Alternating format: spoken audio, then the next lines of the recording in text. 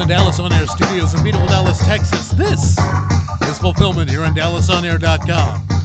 And now here's your hosts, the Vega Bomber and the Film Samurai.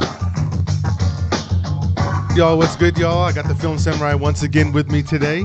How are you doing since last time, brother? Good, PJ. Man. Watching a lot of movies every day. I love you for that, brother. I love you for that. That gives us a lot to talk about today. And today is the second show, and so what we've decided to do is pivot slightly because today is also the same day of the Oscars. And so who would we be as film people if we didn't at least kind of give... The Super Bowl for film fans. That's exactly what it is. It's our day. The big Sunday on that. And also a special feature today, the Foscars, the Fanboy Oscars is going to be released as well, perhaps hopefully an hour before the Oscars. So all of that's going on. So Fulfillment, what's this about? This is about a film show for anyone who loves film, who loves watching film, who loves talking films, who love collecting films. Maybe you go to specific cons that all they do is they sell hard-to-find DVDs. You're there because you love movies. Does that sound about right, Carlos? Yeah, I find them in pawn shops, too. Pawn shops? $2 a pop, sometimes. Yeah. $2 a pop. So you can't beat that for that. People watch your DVDs, don't watch them anymore, sell them to the pawn shops. And I find some good deals there. Some hard-to-find stuff, too. And the condition of these are usually pretty good, too? Oh, yeah. Some are watched once, and, they're still clean and brand new looking. Yeah, people some just are still in packages, So, yeah. People are like, yeah, well, since I'm not going to watch this again, see if I can get some money for it, and then to get down sets there. Of stuff, that costs you $80 at Best Buy, and you can find them there for $5. So see that garage sales sometimes too. We got to do a thing called Tips of the Week. He just told you if you want to find a nice box set, a $60 box set, you could find it there for how much? $5, maybe less. Yeah, but no one needs a grand letterbox edition of Kentucky Fried Movie, dude. I'm Right. I'm sorry. I'm just saying. Maybe you do. I don't know. Right. Hey, ladies and gentlemen, that's the talk lord of the Sith himself, K-Zach. So he's here with us too. So if you're wondering where'd that voice come from, that's what that's all about. Now, real quickly, we have a couple of segments that we normally do. We're going to, because it is Oscar Day, we're going to waive two of those. So that would be the picks of the week. So I would just imagine if we just quickly said something to you, we probably would tell you just to go see Alita. Yeah. Would you say? And then the other one would be MILF, which would be the movies I'd like to fix. We're going to go ahead and save that to our next segment or next show, actually. We're going to change it to Oscar hosts we like to fix. I'm just saying. There you go. Oscar hosts we like to fix and presenters that we would like to fix because they can't find anybody. What is it today? It's supposed to be a secret? We'd never like to see again. But today Ellen DeGeneres. What was the rumor? Hello. Whoa. What was the rumor? The rumor was that supposedly Whoopi Goldberg might be the person that might host it as a secret, but we'll see. We'll find out if that's true. So, hey, can I give a quick shout out to my daughter? Please Nicole, do it. Please do it. For coming up with the name Fulfillment. Thanks, Nicole. Yeah, and thank you, Nicole. That was a brilliant idea. So if you're wondering where we got the name for Fulfillment and actually the idea for the logo, that was all Carlos's daughter, Nicole. So we want to make sure you get props, girl. She got her first full-time job with a marketing company, so that's kind of what she does. That's what so. She's damn good at it, so she should keep doing it. And if anything, if they need proof of it, have them watch the show, and we'll let them see that you were the one who came up with the title and also the logo. So thank you. Absolutely. We definitely are appreciative. We will keep one segment, though, before we get into our Oscar piece, and that is going to be our latest movies that we've seen. So, Carlos, we'll start with you. What's the movie that you've seen lately? Okay, the last couple of movies I've seen, I'll start with Alita Battle Angel. We talked about that last episode, and I went to go see it. I saw it the first day it came out, Wednesday. Saw it in 3D IMAX. Oh my God, it was amazing. I loved it. The sound, the design of the movie, incredible motion capture of the main character, Alita, played by Rosa Salazar. The story, you can say, okay, it's a weak story or whatever. I thought it was, some parts are very heartfelt to me. I thought it was a nice story of a man who lost his daughter and kind of found a new daughter, and her as a young girl finding her way in her own body. The body she was first given was not her real body, and she later discovers her real body. And it can play a lot of different ways. The way you want to look at the film. And who plays the father? That is Christoph Waltz. Yes. He's not her father, but yeah, he's like a medical scientist, and there's a lot of twists and turns in this movie. I don't want to give anything away. Please don't. But there's a sequence there of they call what's it called?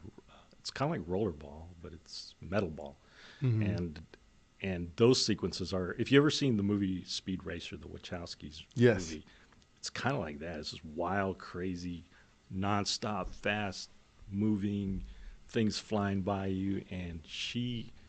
Oh my gosh, she's lays waste to everything and everybody in this movie. She's a badass in the film, but she's very sweet. You know, she's very innocent because she's got her brain, but the body is cyborg, basically, and she's lost her memory, so everything is new to her. She can speak, she knows language and everything, but first time she tastes something, it's like new to her. It's like, oh wow, and it's just amazing to just watch her facial expressions and just these little movements she does, just down to the finest detail. I think Rodriguez did a great job taking this property that was originally James Cameron's and just kind of making it his own. You can see little hints of, you know, his old Spy Kids and that type of thing. Some of it's real corny, but I was charmed by it. I loved it. It was great.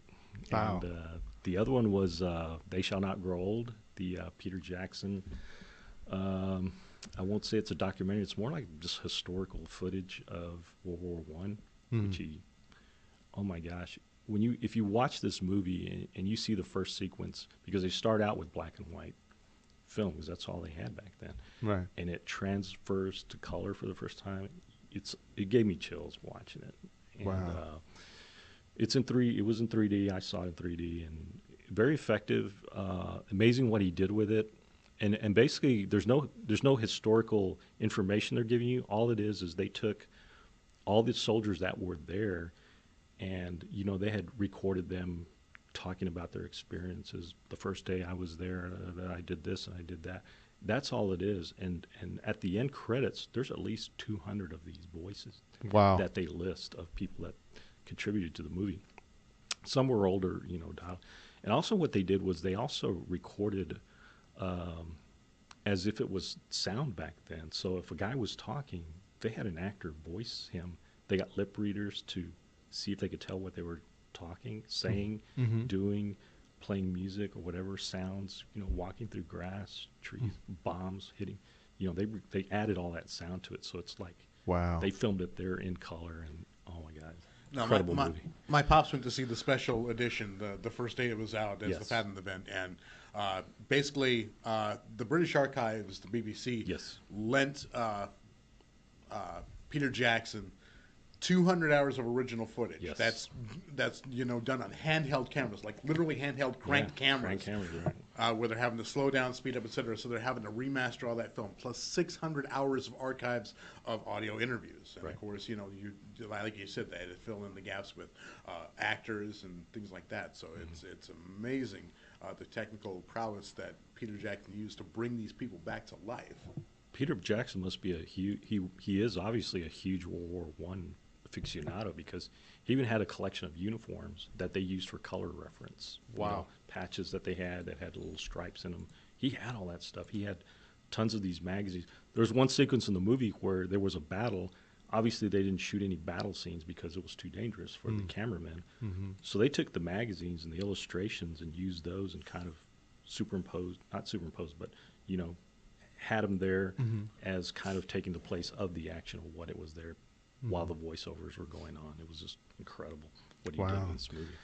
So that sounds great. It sounds like from a movie perspective, the visuals here, the way it's put together, it's kind of like when people made a big deal out of Birdman because it was one continuous shot. They would say, this seems like this is another style. Instead of it just being one long shot, just showing how colorization can be added and then to a real event, and then how you would kind of re-engineer that from today going back. That takes a lot of know-how to pull that off, because if you don't pull it off correctly, it would look silly. Right. And then people would be like, why didn't you just use the regular film, just let it be black and white? But it sounds like, and I haven't seen it yet, but I do want to go see this, it sounds like they pulled it off, and visually it sounds like it's super stunning. Yeah, it is, absolutely. I recommend it to anybody who's interested in war films or documentaries or anything like that, you know. Oh, that's excellent. And Peter Jackson, at the end of the movie, he does an introduction at the end. He goes into more detail on how they made it, you know, how they had to time the the FPS, the feet per second, to get it exactly right to where it would look natural. And yeah, he said that it was a choice, of coloring it was okay. Back then, if these guys would have had a choice of black and white or color, obviously they would have used color film. So that's why he took it upon himself to say, I'm going to make it color, and I think it worked out. That's great. Well, and I imagine, is this like the first of its kind like this, would you say? I would say, yeah. And I would love, because he talked about, they had footage of the women who stayed back and worked in the factories. They had Navy stuff, on the sea, the naval. I mean, they could have made a whole series of these. And I imagine I would love to see more of, just a whole 2 hours on just the Navy. Whole 2 hours of just what it was like back at home while the men went away. I wonder if it would work if we took Wonder Woman and turned that into a black and white feature, since it was World War I. Mad Max. It worked for Mad Max. But yeah, I'm curious to see what Peter Jackson does with this next project, because they're going to let him take on the Beatles. Oh, right. Oh, that's right. Yeah. That will be good. Because they discovered a bunch of Beatles footage that's never been seen before. And oh man, the Let It Be when they were recording that. Oh man, that'd be great. I love the Beatles. So we kind of have a new version of the found footage film, except for it's real, and that could be a whole new genre, right? Found footage that you haven't seen before that was now has been prettied up because of the modern technology. We can do so, right? They're in the studio. Well, the movie I saw this week isn't nearly as fascinating as those two that you just mentioned, Carlos. I just happened to go see Cold Pursuit, which is a Liam Neeson film, and so I have a term called guilt by actor association, which means that I pretty much will watch a film that's bad just because of the actor or maybe the directors in it. I just have to see it anyway because I'm such a big fanboy of the actor or the film. For me, that's Nicolas Cage. Yeah. That's Nicolas Cage? Anything with Nicolas Cage in it. So that's guilt. Campbell for me. Bruce Campbell. Bruce Campbell, that's right. So that's known, boys and girls, as guilt by actor association. When you see a film that you know has maybe a half star, but you see it anyway because of the star that's in it, that's what that is. And so this film originally was created in 2014. It's a Norwegian film by Hans Molen, and it was called something about I was reading it earlier. It's In Order of Disappearance is what it was called originally. So for some strange reason, they decided to go ahead and remake this film, and this is a guy remaking his own film. Usually remakes are done by other people with their take. American audiences. For American audiences. People that don't like to read subtitles. People don't like to read, right? What is it? The book is always better than the movie, but we spend more time and money on the movies than we do the books. So this film, Liam Neeson plays himself once again in terms of if himself is the Taken character again. And it's a strange film because he's getting aged. His age is showing, and they use it as one of the jokes in the film to show that he's tired when he's running after people and doing these sort of things, which on some level kind of works, but at the same time it's almost like watching your favorite basketball player not be able to shoot the hoops like he used to anymore. Seeing him do this huffing and puffing, while it's great that they try to make fun of it, that's still Liam Neeson, and you still remember him from Taken 1 and other movies where he could really just kick ass. And so in this one, you suspend the belief because the tone is all over the place. In some places it's serious, in other places it's goofy. You could compare it to a Deadpool without the superhero part of Deadpool, if you will, or maybe even I would say Pulp Fiction in terms of how it's cut away and it's got this different scene of mobsters doing this. Stylized. So it's heavily stylized. And then there's just moments in it that are super cringeworthy where it's just like you could tell since he's Norwegian and not American, he's doing some jokes that here we'd be like, no, don't talk about race like that. You can't. Some Uwe Ball type stuff, right? Right. And so there was just moments in the film where that 20-minute monologue on pickled herring just doesn't translate. Is that correct? That's exactly right, sir. That's a bummer. Now I love a good pickled herring. You like a good pickled herring? Now, the thing is, there will be some people, because it's different, will say, oh, you got to go see this movie because it's different. And you can do that. But would this be a movie you would add into your movie collection because of it? Not at all. In fact, I think give it about 2 or 3 weeks after watching it, you won't remember the film at all. Right. So I would just say not so great. But it was a Liam Neeson film. So in terms of guilt by actor association, I can at least say he was in it. And he was pretty nice in it. And I forgot who it was. They had what was her name? What was General Haldo's name? Laura Dern. she was his wife in this film. She had maybe, 15, 20 minutes in the film, and that was it. And she's supposed to be the distraught over the fact that the son, and the synopsis is that this is a snowplow driver who's angry at some mobsters because his son is killed and he thinks they're part of it or whatever. And so he goes after these people, like in true Taken style, and tries to take people out. So it's just crazy that you got Laura Dern with her acting chops, I guess, and she plays our son, and then she's gone. The rest of the movie. It just emotes a little bit. Yeah, just emotes a little bit. And then we're like, hey, we don't need her anymore for Act 2 or 3, so go ahead and get rid of her. Okay. Makes a face. Yeah. So does this come complete with the Danger Mouse remix of the Mr. Plow theme? I'm just asking. For a friend, For a friend, yes. Yes and no, but mostly no out of the yes and the yes and no. So Cold Pursuit, I would just say, if you had a chance, you probably want to go see the movies that Carlos saw. Rather than this movie, because if you see this movie instead of those two movies, the villain in the original is really unique. He's good. It was Skarsgård, right? Or who played the villain in the original in Order of Disappearance? Yeah, he's a Norwegian actor. I don't know who he is, but he's good in it. He's unusual, and he is a good performance. He kind of stands out. Yeah. So when it comes to Cold Pursuit, do not be in hot pursuit of Cold Pursuit. It's not worthy of it from that perspective.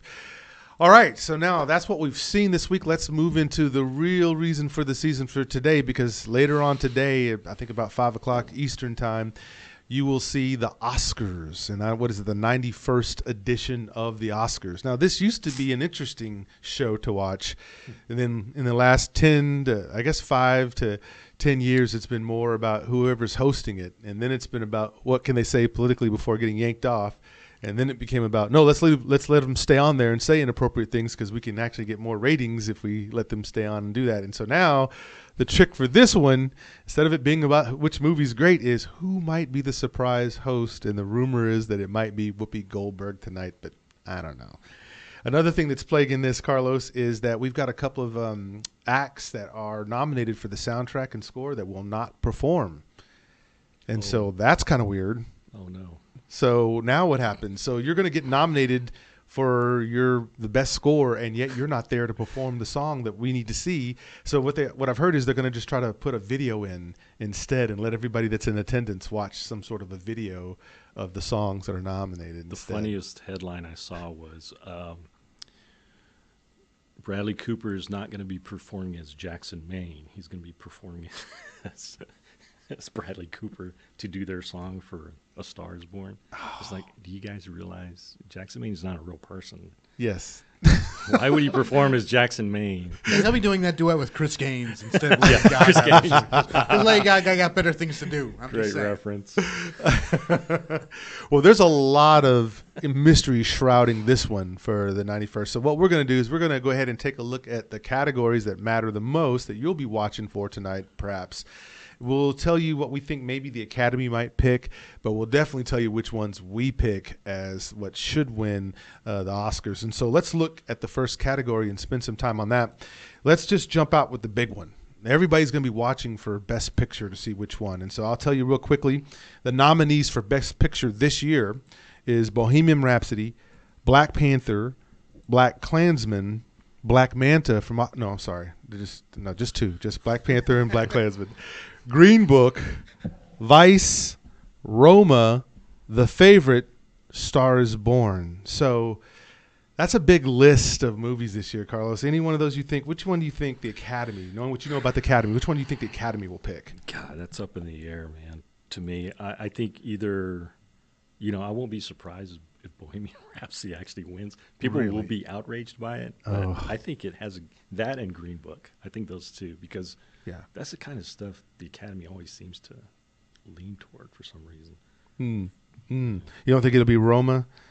I hope Roma wins. That's my pick. Your pick is Roma. Okay, yeah. See it win. Yeah. Also because that movie will piss off a lot of people too if it wins, because it's a Netflix production, and the movie industry and the theater owners don't like that. They don't want streaming to take over. So that's a interesting pick. See if it'll actually win or not. Yeah, I'm torn by these because there's a lot of people also upset that Black Panther's in there because they're saying that wasn't even the best superhero movie of the year. They would argue the Infinity War, which I don't have too much of a complaint with that. That was a good film for sure. But I think Black Panther being there is quite interesting, and I think there'll be outrage. I think if Bohemian Rhapsody doesn't win, there'll be an outrage, and I think if Black Panther doesn't win, there'll be an outrage. But I actually like The Green Book is my pick here. I really thought that if the movie, this is how I discern this, if it's about going to a movie, seeing some great characterization of some characters who you didn't know before, and they came to life for you. And then when you left the movie, you felt good, you felt hopeful, you just had a good feeling leaving the theater. Green Book, I don't know, you'd be harder pressed in this era that we have now, people complaining and the race card being thrown every 5 minutes, for this movie to even be as humorous as it is in it without taking away any of the tension of what an actual Green Book is and when the timing of this film, that's a major, I would think that's a major advancement to be able to do that in the film. So for me, when I left Green Book, I was really hopeful about a topic that I'm usually not very hopeful. Every time I turn on the TV, there's always some sort of race baiting going on or some racial stuff going on. And the Jussie Smollett case, you know, some people hoaxes. Have a problem with Green Book, and I don't get it, that it was written by a white screenwriter who was trying to give perspective of race. Well, it was his son. It was Nick Vallelonga who wrote the film about his dad, Tony Lip. Yeah, it was his son. And Farrelly directing it, who was, a comedy director, right? Mm-hmm. And it's like Something About Mary. Some people had a problem with it. It's like, he's a filmmaker, and the guy's a scriptwriter. He's telling a story. Yeah. Well, I read up on this. I love this. I think that's silly, and I think what that is it's really what it is it's, and a lot of times when you do films about real people, there's the estate. And the estate gets upset if you don't show that person in a good light. So, for example, there was a Jimi Hendrix movie that was made, and it was absolutely horrible. And the Hendrix estate wouldn't let them use Hendrix music. So what they did is they used like samples from live concerts that he played in. That was their way of getting around it. It was because the movie, the way they depicted Jimi Hendrix was horrible. So the estate didn't want to back it. Right, and so I'm waiting for a better version of that because I love Hendrix. That should be a better film. He deserves better. Here, the family estate said the way you characterized Don Shirley as if he didn't know his own black culture, they found that extremely offensive. Yeah, some people have a problem with the fried chicken eating scene. Like, yeah, they have a problem with the fried chicken eating scene, too, as well, which is crazy because it actually worked the way they did it. So, yeah, and I guess what we'll find with movies is there's always these people on the extremes, and then there's the people that are in the middle. It's virtue signaling is what I call it. Yeah, people want to show, I'm woke, and the term is woke. I'm sensitive to race issues, and I got to say this movie is problematic. Did either of y'all see The Favorite? I know nothing about this film. The Favorite, all I saw was in trailers. Yorgos Lanthimos, he's a Greek director. He made Dogtooth, Killing of a Sacred Deer, The Lobster. His movies are very strange. They're not mainstream movies at all. This is probably his kind of most mainstream. It's a very bizarre movie. I'm surprised it actually got nominated, but it's great. I don't think it's his best movie. Well, they had to throw in the period drama, and I don't think they were willing to go with the Mary Queen of Scots. I thought Mary Queen of Scots was better. So I don't know. Yeah, this film I just saw the trailers several times. All the times I went to go see the movies, and it just seemed like it was a Victorian or Elizabethan era piece, which always gets props for its costuming, which is why you'll see it in best costume and that sort of thing. And I don't know, I when I saw the trailer, it wasn't enough for me to say I need to go spend $12 to $15 on this. It's over the top comedy too. I mean, it's got some really crazy stuff happens in it. Yeah, I think that's crazy. And let's talk about BlacKkKlansman for a minute as well. Now, this one's interesting to me because this is Spike Lee now. And, of course, Spike Lee is known for a shroud of controversy with him. But, again, he's shooting the films that he wants to shoot, so I can't hate on him for that. And I guess with this film, I struggle with it because, again, it mixes the tone like Cold Pursuit did. As in fact, that's the first thing I thought of. Whereas this is a real event that happened. There really was a gentleman. Based on a book, right? Yeah, it's based on a book by a true guy who went out and did the speaking tour about this. And it just sucks that you take a historical piece and you try to make it somewhat funny so that it'll get by with certain people who have certain sensibilities. You know, you don't want to offend people, so you try to make it funny, although you really want to throw the gut punch, which it does have at the end of the film for sure, to show you certain scenes and that sort of thing. So I like Spike Lee's movies. If he was going to win an Oscar, I don't think it'd be for this one. Not for this one. I think it would have been for Malcolm X. So many others he should have won for. That's the one he should have won for. I got a feeling he won't win Best Picture, but he's got Best Director. He might get Best Director. A lot of people are saying, yeah. They owe him. They owe him. It's that's sad. Where he's getting an Oscar for his past work. That happens all the time. Yeah, like that's what happened with Denzel Washington. They gave him one for, was it Training Day? That wasn't his best movie by far. Yeah, DiCaprio for The Revenant when he should have won for Wolf of Wall Street or some of his other movies I thought were greater than. Yeah, and then the sad part about him as well in terms of Black Klansman, Spike Lee, is if he does win it, you'll hear the internet angry boys saying, well, he only got that because he's black, and if he didn't, he would have pitched a fit. So you get that, a little bit of that. And then there's Vice. There's A Star Is Born. That's a remake. I'm not going to spend a lot of time on that, but Vice. This is Christian Bale. He's one of my favorite actors. He's in my top 5, and he's still my number 1 Batman. I don't care what you say. It ain't Michael Keaton. To me, it's not Michael Keaton, but it's certainly Christian Bale. But to me, for him to play Dick Cheney, he doesn't look anything like Dick Cheney. No, not in real life. And his acting chops, that right there alone. He credits a lot of his performance to the guys who did his makeup and the pieces that they use. He described it as he shaved his head and so used my face as a canvas and create it as best you can. Wow. And then the performance of his imitation, there was scenes in there, footage, where you could not tell. It was actually, I thought, did they actually use Dick Cheney footage for that scene? Oh, yeah, I remember watching the trailer for the first time and going, who the hell did they get to play Cheney? Because he looks incredible. And I see Christian Bale, I'm going, oh, wow. Yeah. Gained a ton of weight. That's amazing. And so I could see why that would certainly be up there in Best Picture. I don't know that the director, Michael McKay, is that his name? Adam McKay. Adam McKay, thank you. I don't know that Adam McKay would get most of the props for this film. I think most of the props would come from the acting, actually, in this. Right. Because these guys are just students of the craft. Christian Bale's a student of the craft of acting, no matter what movie you see him in, superhero or non-superhero. Oh, yeah. He takes it seriously. Yes, sir. Well, let's look at that next category that people will be talking about, and that will be Best Actor. And in this category, it is, a great segue, Christian Bale in Vice as Dick Cheney, Viggo Mortensen in Green Book. That's an excellent job as well.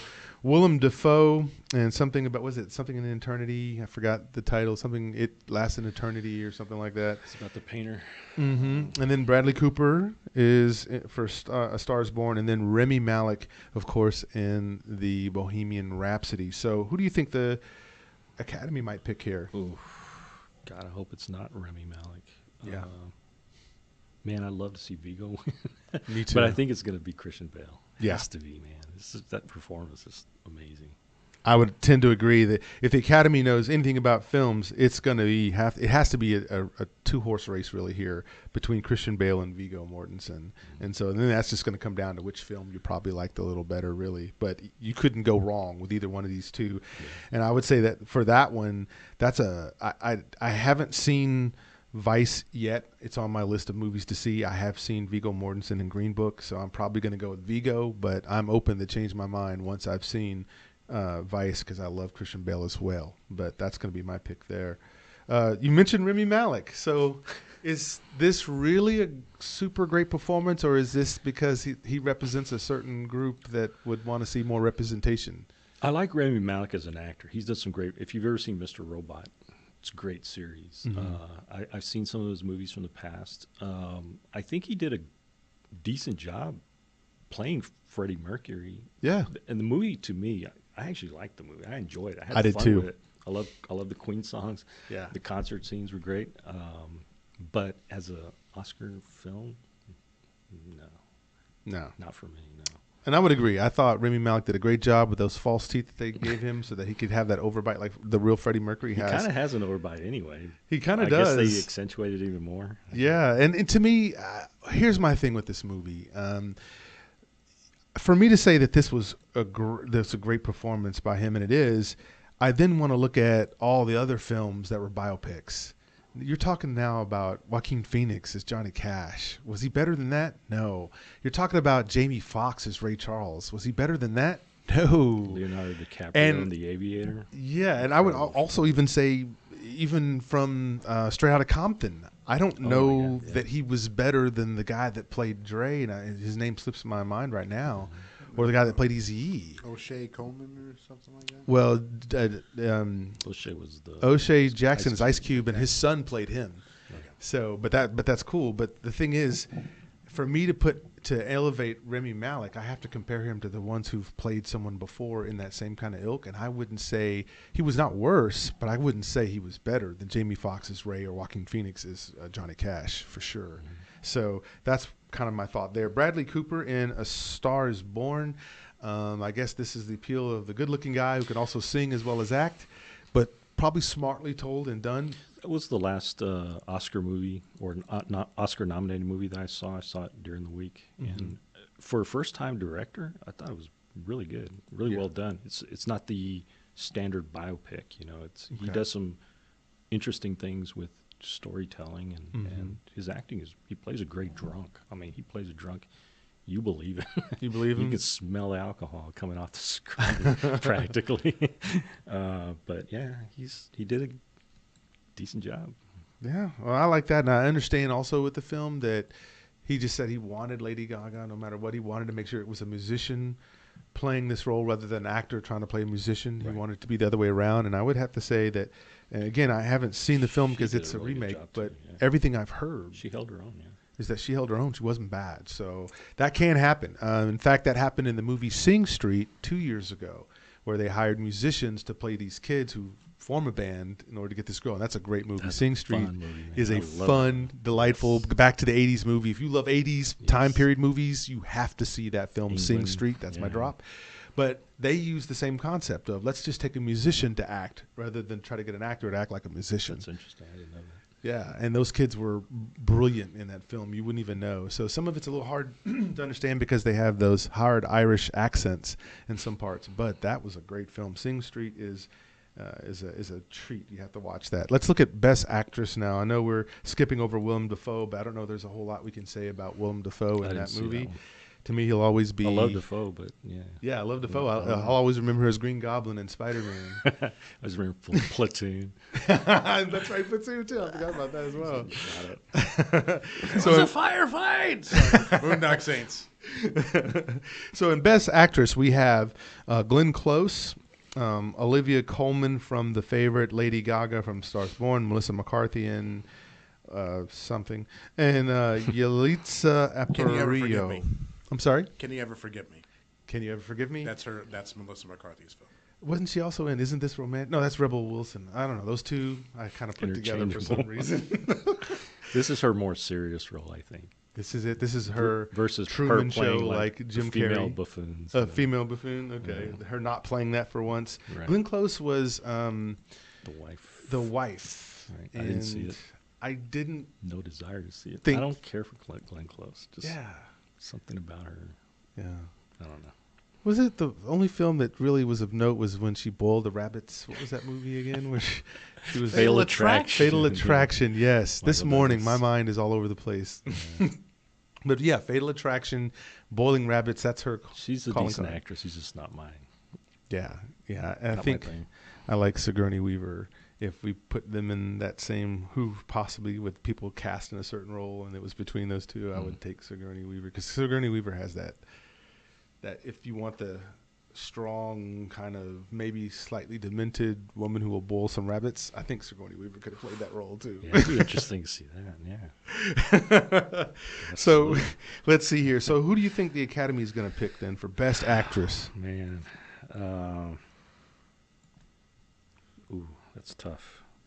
I think it's going to be Olivia Colman, and that would be my pick actually because I saw The Favorite, so. That movie, she has some moments in that movie where she just acts with her face, just expression on her face. You know, the camera just lingers on her, and you can feel her pain and emotion behind her eyes. And that is one of the best performances I've ever seen from a female actress like that. Wow. It's really well done. Well, I would agree with that because I would think that the Academy would like either Glenn Close, because they're trying to revive career maybe, and Olivia Colman. I think it'd probably be between those two what the Academy would pick. It's a two-woman race in that one. My pick, I guess, for Best Actress, it's going to be difficult because I haven't seen any of these movies, full disclosure. Because either they're on my. Because here's the thing, and it is funny, but here's the thing: when it comes to movies, for me, some movies are worth seeing in the theater and paying $15 for, and some are better waiting for Hulu and seeing them for $5, right? And to me, these movies that are listed here, probably $5 movies. When I go to the theaters, I want to see something that's going to look great on the big screen and not, where it doesn't matter whether you watch it on the big screen or not. Right. And what do you think about that, Carlos? Is that something? Does that factor in sometimes? Kind of agree with that. For me, I love seeing big event films on the big screen. I also love to see good art house films, like Cold War was a recent example where I saw it on the big screen. I'm glad I did. I don't think it would have been as good watching it at home. Mm-hmm. It's a quiet film, but just the visuals of it are amazing. But the movies like the Melissa McCarthy movie, I'll watch it, but definitely at home. I won't watch it. Yeah. I won't go pay to go see it. Yeah, because you have to be discerning. And when you think about how many movies come out a year, you're talking about over 200 plus movies come out a year, and you can't see them all. And so some deserve to be seen on the big screen with the big screen treatment on a Friday or Saturday, and then some deserve hey, I can wait and see this. Like Solo was that for me. I wasn't going to see that in the big screen, but I'll watch it later. I thought it was worth watching on the big screen, but that's just me. Me too. Yeah. Yeah, well, I guess it's because of my thing with Last Jedi. After that, I was like, I can't continue to keep spinning. Man, I felt that's why I felt so bad for Solo, because I think it suffered box office wise because of that, and people missed out on a great movie. Yeah. It's a fun, adventurous romance. It has everything that you want a Star Wars film to have in it. It had it, and people missed out. Ron Howard did a great job. Well, I think they're going to watch it on Netflix. Is what it's going to happen. You know what I mean? Yeah. I think people are going to watch it there. I think people are just saying, I don't really want to. I can't because I think it's already on Netflix. Actually, it is because you can't keep complaining about a film and then keep going to it, right? Because that's the cognitive dissonance there. So I think some people just said, I'm going to vote. Oh, believe me, some people do. They love to hate watch films. I used to know this guy on Twitter. Mm-hmm. That's what he would do with Man of Steel. He hated that movie, and he would live tweet it and say everything that's wrong with it. And it was infuriating. I finally muted him. Yeah, it's like I couldn't take it. Yeah, it's like why? What purpose does that serve? Yeah. Why are you putting yourself through that if you hate the movie so much? I don't get it. Yeah, I don't get that either. Yeah, 'cause to me, if you're willing to go invest in the movie, and that's what you're doing when you spend dollars towards it, you've invested in that movie. And so you can't invest in that movie. I mean, you can critique it. Critique is fine. But when you go way overboard and it becomes hate and you're just picking every little nitpick thing out, he hated Dark Knight Rises. Did he? Oh, gosh. Well, we know about those kinds of folks. And, hey, kids, don't be like that. Don't be that guy, right? Just whatever that is. So I would say then, I guess my pick then, if I had to go from the favorable reviews of people who I trust who have seen these films, is I am interested in seeing Olivia Colman in The Favorite. So that's going to be my pick. And when it comes out on DVD or when it gets to video on demand, I will see it because, once again, not every movie I'm going to see in the theater. Some of it should end up on Netflix because his other movies have come out on Netflix. I know The Lobster's on there right now. The Lobster's okay. Well, that works for me. Let's look at the next category. The next category is Best Director, and the nominees for that is Spike Lee for BlacKkKlansman, Powell Pawlowski for Cold War, Adam McKay for Vice, and Yorgos Lanthimos for The Favorites. And so, Carlos, who do you think the Academy is going to pick there? Alfonso. Did I leave off Alfonso? Alfonso Cuarón. Cuarón from for Mexico. For Roma? For Roma. Yeah. For Roma. Okay, yeah. I think I'd love to see another Mexican win the Best Director. Because last year it was Guillermo, and the year before that it was Iñárritu, and then Cuarón before that, I think. So, maybe might be 4 in a row. I think he did do, actually, the best directing job. Spike Lee was good. But, yeah, you're right. Not for this movie. Powell Pawlowski, I loved Cold War, so I wouldn't mind seeing him win, but I think Alfonso should get it. Yeah, Alfonso more than likely will. I would have to say my pick here, and I've seen half of these films, not all of them. In terms of director, when you're talking about direction, people who can set up a shot, a composition, and know exactly what needs to be in it, and then coach up the actors to where they get the best performance out of them rather than annoying them. Like we know George Lucas is not the best director. He's the best at building worlds and world building, but in terms of acting, just saying faster, more, and better is certainly not the best direction skill. So if I'm looking at it from those terms of director here. You don't have to say the dialogue, George. Please don't say it, George. I think I'm going to go with Powell, Powell Pawlowski for Cold War. Yeah. Because that one I did find extremely interesting right off the bat, and I liked his choice of shots and his scene lineup, the way he lines up some of his scenes. Like sometimes in movies you'll see the over the shot, over the other shoulder shot whenever they show dialogue. A lot of that is cinematographer, but yeah, probably, I'm sure he has visually the way he wants to see the film, and he gives instructions to the cinematographer. Yes, and the cinematographer gets that vision for him. That's right. Because I think, don't the directors do the storyboards, or is it the cinematographers and they approve Sometimes, it? Yeah. Okay, yeah. Scorsese used to draw his old storyboards. He's actually a good artist. Yeah, well, I mean, really it's a visual art, right? Yeah. Really, Scott's a really good artist. So I would have to go with Cold War director. Okay. I think that's the one. Now, and again, the other one here would be Adam McKay and Vice. And so once again, I think that's. If he could take credit for his actors in the casting, then maybe that boosts him up. Well, he did work with Bale before in the that movie about the The Big Short. The Big Short. The Big Short. Oh man, he's great in that. So yeah. Okay, so that's how that one rolls, kids. Let's look at now best score / soundtrack, which they're little different things, but we just kind of put them together. If you're an audiophile, then you are paying more attention to this category than maybe the visual category for the rest of us. So for this, in terms of best score / soundtrack, we have Black Klansman, which was done by Terrence Blanchard, Black Panther, done by Ludwig Göransson, Isle of Dogs, Alex Desplat, and Mary Poppins Returns, and that's two gentlemen, Mark Scheinman and Scott Whitman, or Whiteman. Whiteman, one of those. Maybe I'm thinking of chocolates. The Academy would pick which one, you think? No idea. I couldn't tell you. I couldn't remember any of these scores. I'd say they go with Black Klansman on this one just because of the Kendrick Lamar score, but I would say Isle of Dogs is. I hope Isle of Dogs wins because I just love Wes Anderson. Well, the score on that is really on pitch. It's really on point. Right. It's as much a character. They always are. Yeah. It's as much a character in the movie as anything. You almost don't notice it, but you can't help.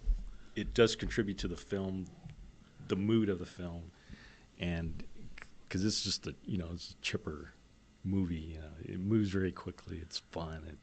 It's a fun action film, and it's set in Japan. Mm-hmm. Futuristic Japan. So it's a weird score, but it's fun. That's what I would say we get it. So 2 counts for Isle of Dogs. I would have to say if it's soundtrack and even the sound score, I'm actually going with Black Panther on this one because when I read what they did to go and get real drummers from the different tribes and then how they matched that up with the different tribes that were in the film. I mean, there was a lot of detail put to Black Panther.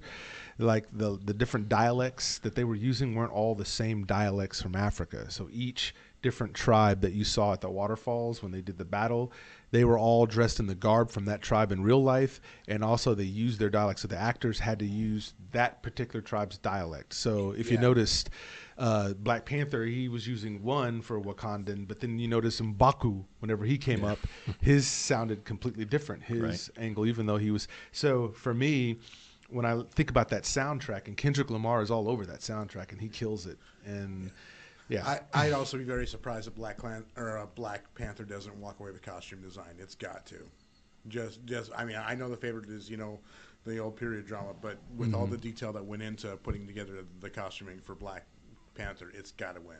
Yeah, because you're talking about not just costuming, you're talking about what they had to do to the face for the sort of scarations and then the ears and the piercings and stuff, like to mock that. I mean, you can build an Elizabethan or a Victorian dress with tons of layers. That's been done before. Right. But to this level, with this, showing the different kente cloths of the different tribes, I mean, I think a lot of people, because they don't know a lot about Africa, don't really know about how much detail actually went into that. And so it's amazing. But the soundtrack. Clothes are art, basically. Yeah, clothes are art for them. Absolutely. So, we'll see how that works out. I'm going to go with Black Panther on that. So let's look at Best Supporting Actor and Actresses. And I'm going to try to speed us up just a little bit, but we're doing great here. So Best Supporting Actor, Mahershala Ali, shouldn't surprise you, in Green Book. Adam Driver, Kylo Ren and Black Klansman there. Sam Elliott, he's still doing films. The only white guy in Black Klansman nomination. Yeah, Sam Elliott in A Star is Born. And Sam Elliott's in that movie, I understand, only maybe 10 to 15 minutes. So it's interesting that he gets Best Supporting Actor with that small screen time. About effing time. Mm-hmm. And then Sam Rockwell in Vice. People love that just because of the impersonation he does of W. Sam Elliott nearly blew out my speakers when I watched Star is Born at home because he has that deep voice. So what's your pick here, and what do you think the Academy goes with? Mahershala? Yeah. Mm-hmm. Yeah, well, he won in Moonlight, so he's got a pedigree for it. I'd love to see him win again. Yeah. That guy's his bearing, he's got that presence. Yeah, he does. Anything he's in, you're going to watch it, and you're just going to And he was in Alita, Battle Angel, too. Oh, yeah. Yeah? Yeah, absolutely. Yeah. So I'm going to go with that, too. That's my pick is Mahershala Ali, although that doesn't mean that anyone else wasn't very good, like Sam Rockwell's. If Adam Driver wins, I'm going to trash my TV. I'm just going to bust it. Yeah. That will be horrible, but Mahershala gets that. How about Best Supporting Actress? And here, the nominees would be Amy Adams with Vice, Emma Stone for The Favorite, Rachel Weisz for The Favorite, Regina King in If Beale Street Could Talk, and I believe there may have been one extra one, but my sheet cuts off here. So who do you think wins this category? Rachel Weisz. I love her. Rachel Weisz. I just love her. Now that's your pick, or you think the Academy will go with her? I think the Academy might go with her. Her or Emma Stone. Mm-hmm. Amy Adams, I love Amy Adams. She's great. I loved her in American Hustle. She did fantastic. She should have won for that, as far as I'm concerned. Mm-hmm. But in this movie, she plays a very kind of uninteresting character, the wife of Dick Cheney. The actress you're missing is Marina de Tavaria for Roma. Okay, for Roma. There you go. She was kind of bland as well. Nothing really stood out with her on that movie. Played kind of a shrill harpy. So Rachel Weisz. Let's see. For me in this one, I haven't seen Regina King in If Beale Street Could Talk. I understand that was a super dramaed up film. So usually the dramas are the ones that will either expose you as a good actor or not. Because if it's mostly drama and you can't nail a drama, that would be bad. But Regina King has been doing things on the sideline. If you remember her, the first time you probably saw her was in Friday. She was Craig's sister. Yeah. She was Craig's sister. And so since then, she's parlayed herself into many smaller roles that you probably wouldn't hear or see of her. But she's been quietly hard-working actress. Coming along as this. Yeah, she's like Samuel Jackson, but of the supporting actress, except for without all the accolades and big blockbusters. But she's quietly come along. So I'd be very surprised. I would say the favorites would probably be the winners in this one. I haven't seen If Beale Street Could Talk yet because it wasn't released on very many theaters and It didn't stay in the theater very long. So I don't know, but I know that's one I'm looking forward to watching at home. Yeah, so I'm gonna really go with that. I'm gonna write mine in for her on that, and then I'm gonna watch the film because again, it was just something I couldn't make it out to the theaters to because it didn't stay in the theaters long. All right, for something really big and big fun here as we go into our landing of the plane moments of this segment today and this particular episode. Carlos, we had fun with this. We and everyone else talks about this every year. We talk about it in snubs, but we call this category biggest omission category. So this could be in any of the categories. Who do you think, audience, and you can write in, comment, let us know, who do you think was somebody who got completely omitted that you're kind of going, what? Are you serious? And so in terms of biggest omission for you, Carlos, who or what was that? Ethan Hawke for First Reformed. Ethan Hawke in First Reformed? He got nominated for a screenplay. Paul Schrader, he made Taxi Driver. Okay. Ethan Hawke did an incredible job. I don't know why he was overlooked for this role. I thought he was fantastic. I love Ethan Hawke. All his movies. Have you seen the Before Sunset, Before trilogy? Richard Linklater. I haven't yet. Watch those movies. Talk about performances, and it comes off as kind of like they just made it on the go, but it was scripted, and they had to rehearse it. If you watch these movies, they're incredible. And Joaquin Phoenix, I think he made a film called You Were Never Really Here. Yeah. I can't remember the director's name. She's a great director. Oh my goodness, I'll think of it. But yeah, he should have been at least looked at for this role. I don't know why he was. Maybe because it's an independent film. It's not his big Hollywood movie. Yeah. Yeah, they could have got him for He Won't Get Far on Foot either. For which one? He Won't Get Far on Foot. Yeah, that was a brilliant movie. Not a lot of people saw it. I saw it, actually went to go see it at the Angelica, and that was a fun movie. And First Man, I thought it should at least got looked at for something besides, some visual effects and stuff. I thought it was a great movie. I would have picked this as Best Picture over some of these other ones. Yeah. I thought this was strange because my biggest omission this year would be first the film Won't You Be My Neighbor. Yeah. It's a documentary on a guy you wouldn't think a lot of people would be very hip about or care about. I mean, we knew him as a kid, but he had a big hold. So Mr. Rogers, Fred Rogers, this is a documentary on him. And he's not even – this film didn't even make it in the documentary category. Forget Best Picture. It didn't even make it in documentary. And I'm thinking – I don't get that. How do you not? I mean, most people that went and saw that film were, number one, they were educated – about this man, because there was a lot of thoughts about him and what they thought he was about, his sexuality, his belief system, and all that stuff. And it turns out he was way ahead of the curve, and everything that everybody's always claiming they want to be in terms of a good, right, upstanding person, Fred Rogers actually was, but he was ridiculed for it. I mean, people made fun of him. They thought, well, he must be a little light in the loafers to be saying that. I wonder if he's a pedophile playing with these kids. I mean, all these things, and none of them were true. And so when you watch the film and you see these folks, his family and other folks who worked with him on set talk about him, you can sense the realness there. And then at the very end, you'll just have to see it. They go on a whole area of just, you have to just see the film to see how this film ends. And this is a documentary. So documentaries tend to be very hit or miss. They're either boring because they have a lot of context and a lot of context that maybe you don't care about, or you have to be a real data person who loves details, a very analytical person who like that. Or these films are really good because they read more like a movie rather than a documentary. And this one is definitely a documentary, but it plays like a movie, though, really well. And there's a lot you'll learn in it. And a lot of things that when you leave the theater, if it's also about how you feel when you go see a movie, when you come out, and that's for us fulfillment, right? When you come out of Won't You Be My Neighbor, you're like, wow. You're stunned. You're like, I didn't realize that about him. And then you want to be a better person because of his ideals and the things that he stood for. So, yeah, I'm surprised on. I grew up on Mr. Rogers' Neighborhood. I love that. I learned a lot from it, Yeah.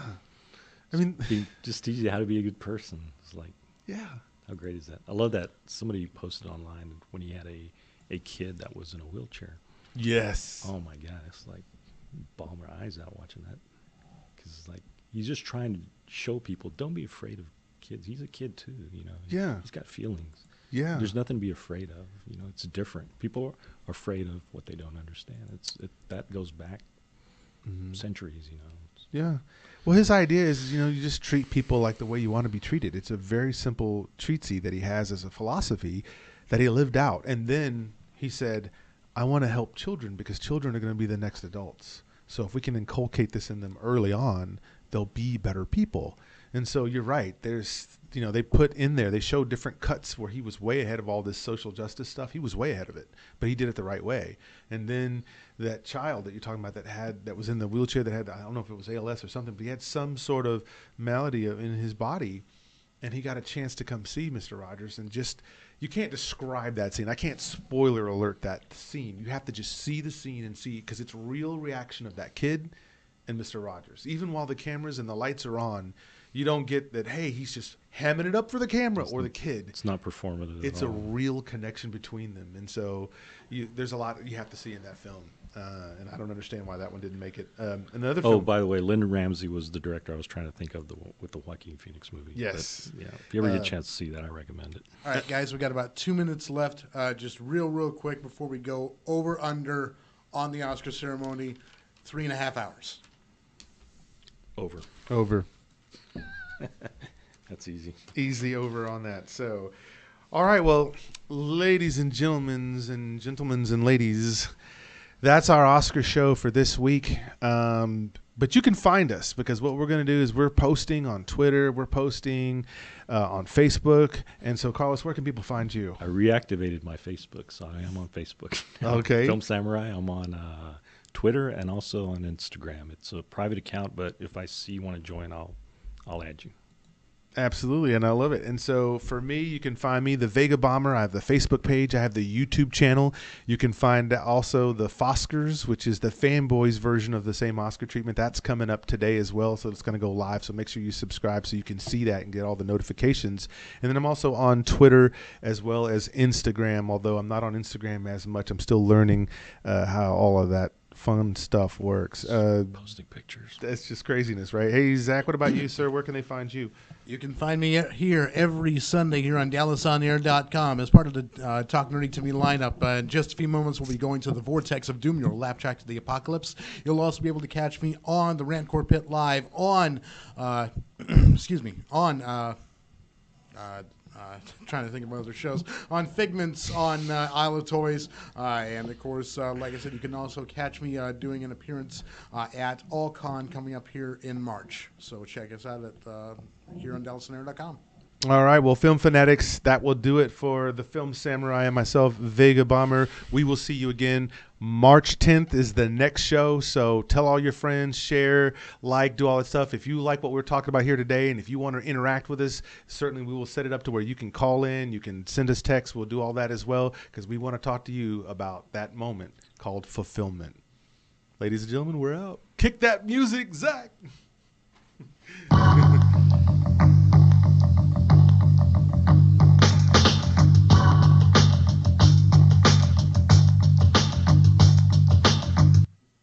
This is DallasOnAir.com.